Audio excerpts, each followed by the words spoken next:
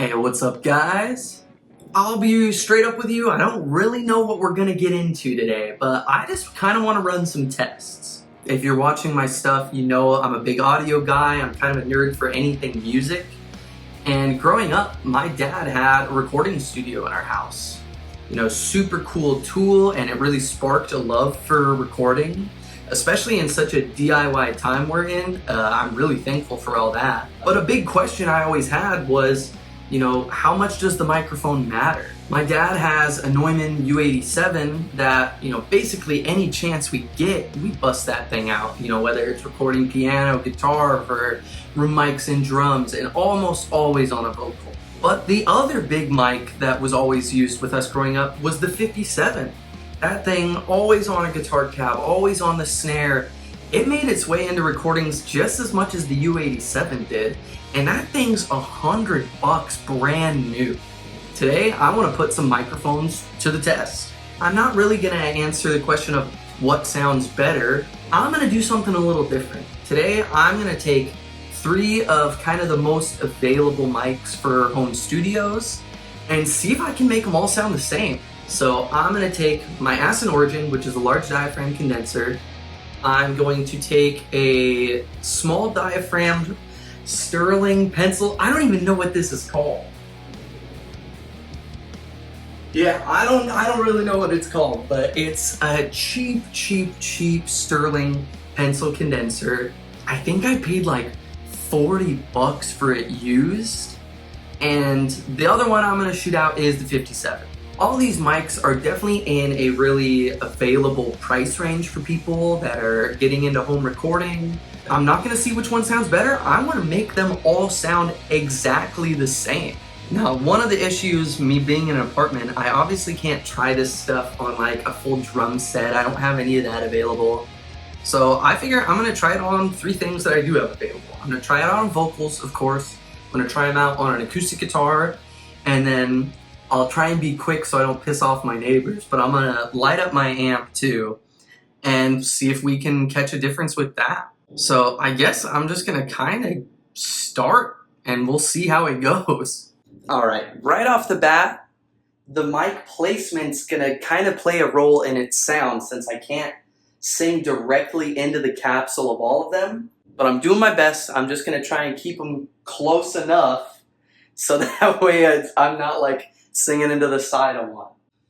Hey kids, shake you loose together. The spotlight's in something that's been known to change the weather.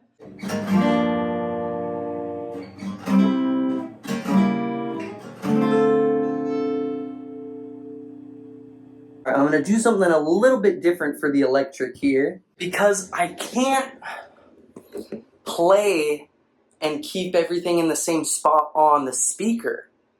So to make this a little bit easier, what I've done is I've just recorded a raw track into Pro Tools of guitar, and I'm going to reamp it.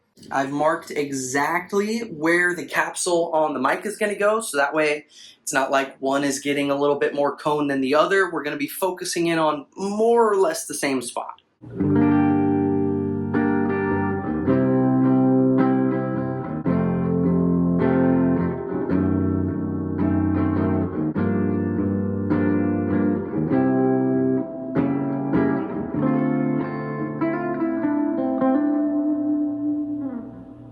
All right, so we got this all recorded.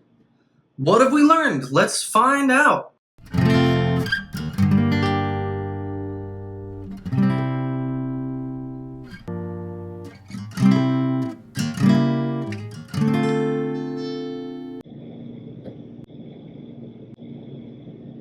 Honestly, they all sound really close. The beginning section is going to be our large diaphragm, our middle section is our small diaphragm, and the end is the 57.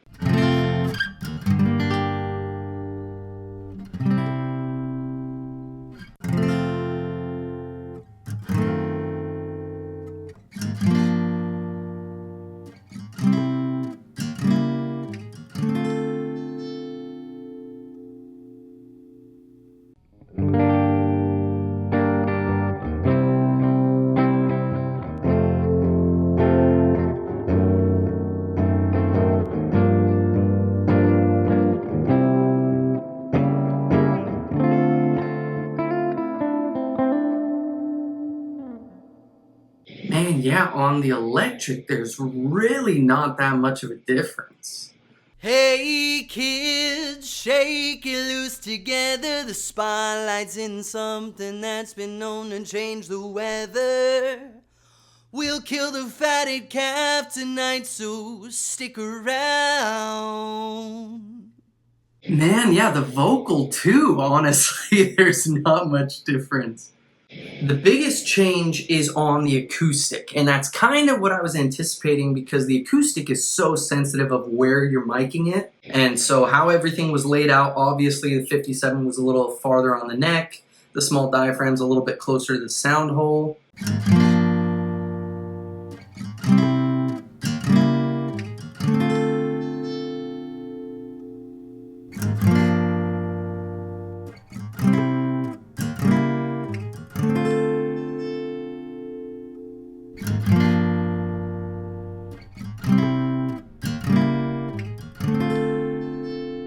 Damn, dude, they're so close. And that's the extreme version where it's not even in the same placement. We want everything to sound exactly the same. That's the goal of today. And so if I pull up our RTAs, let's just actually see the different frequencies.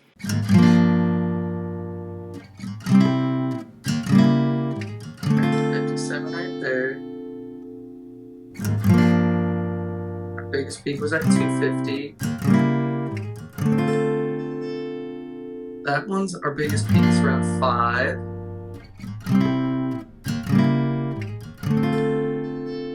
And that one's like just under like 4. But I mean, the only one picking up bass is the Aston. And that makes sense because a large diaphragm is going to capture more low end. But is it that big of a deal? That was the extreme case. What's it like on our electric here? Because honestly, just listening, next to no change at all once everything's gain matched.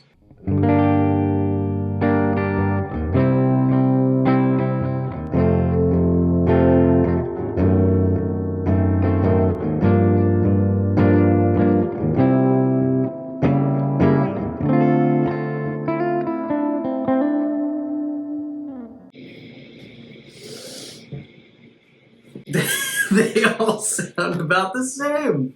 All right, again, we get a little peak on 32 on a large diaphragm, not on the small, and not on the 57.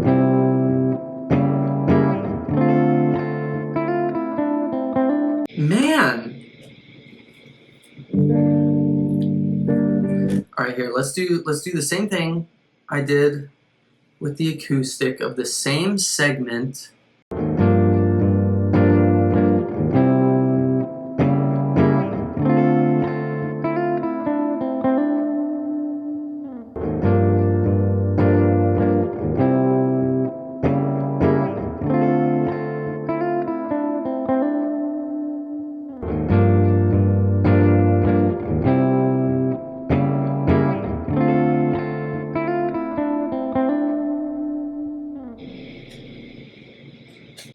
They all sound the same. They all sound the same. I was thinking I was gonna have to do a lot of, high frequency boosting on the 57 and a lot of mid-range taming on the small diaphragm. But no, they all sound the same. They all sound the same. Why do they all sound the same? Hey kids, shake it loose together. The spotlight's in something that's been known to change the weather. We'll kill the fatted calf tonight, so stick around. Man, so there is, when you're looking at the graph, you can see a little bit of a difference.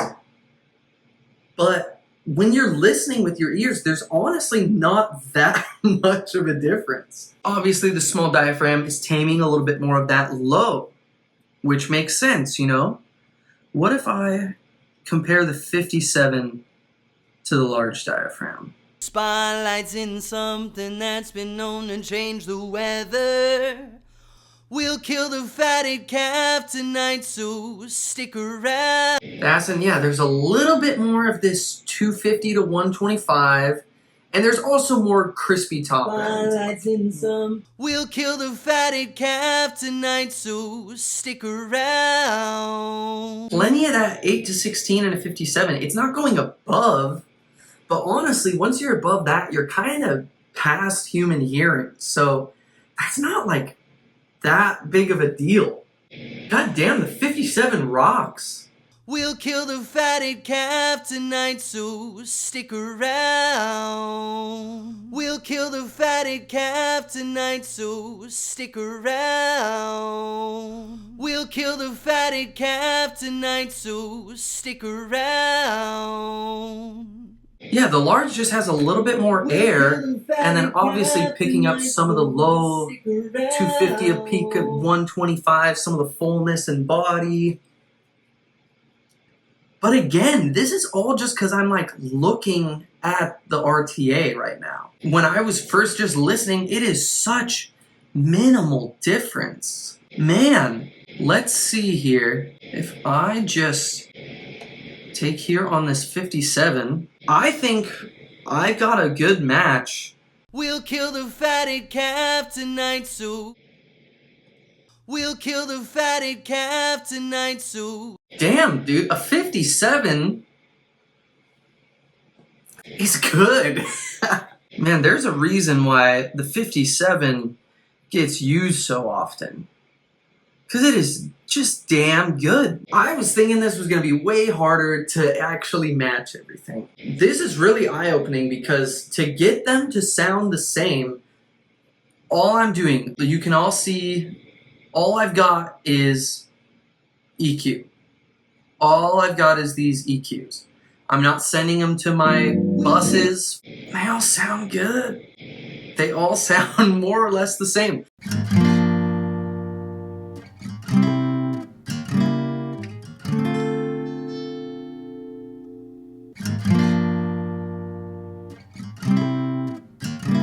Alright, this is actually kind of the biggest difference I would say. The 57 just actually isn't picking up this 32 and under 63. Because if I'm throwing this much bass, we should hear it for sure. Now, just because that mic is picking it up, in context, I'm going to be cutting that out in any mix, guaranteed. Especially on a vocal or an acoustic guitar, we do not need 32 hertz in it. So just because it's picking it up, I don't know if that's even necessarily a good thing. It's just making more work. I just have to cut it out. The 57 is sounding just as good as my nicest mic. What does that mean? I am honestly at a loss for words because this has just opened up my eyes so much.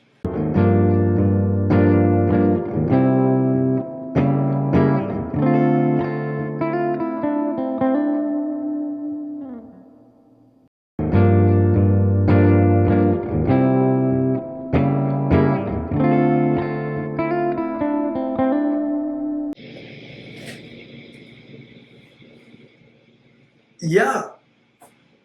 Little tweak on a 57 and it's going to sound just like my nice mic. Am I done? I don't know what I was doing in the first place. They already sounded close enough.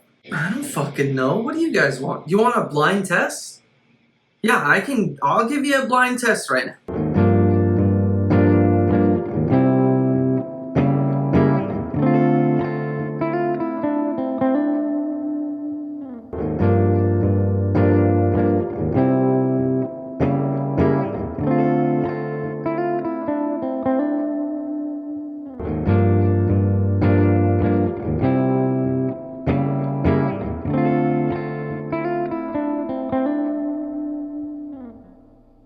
We'll kill the fatted calf tonight, so stick around. We'll kill the fatted calf tonight, so stick around. We'll kill the fatted calf tonight, so stick around.